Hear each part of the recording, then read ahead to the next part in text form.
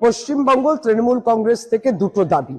Election commission আপনারা কি দেখতে পাচ্ছেন না কতটা অমানবিক হবেন আপনারা, কতটা মানুষকে হেনস্থা করবেন, কতটা মানুষকে বিব্রত করবেন?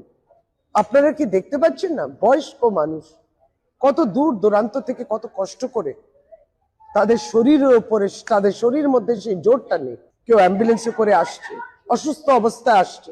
কেন জাতীয় নির্বাচন কমিশন একবারই সংকল্প নিতে পারেন না যে আপনারা তাদের বাড়িতেই পৌঁছে যাবেন, তাদের হিয়ারিং যেটা আছে সেটা সংগ্রহ করার জন্য?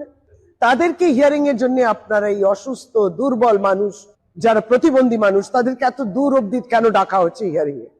দ্বিতীয় দাবি, 1,36,00,000 নাম রাতারাতি কি করে বুঝলেন?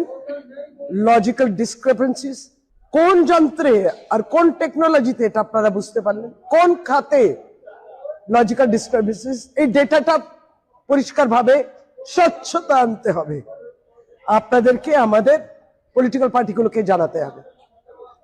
1,36,00,000 মানুষকে হিয়ারিং এ ডাকা হচ্ছে, কোন খাতে এই ডেটা দরকার? দাবি সর্বভারতীয় তৃণমূল কংগ্রেসের।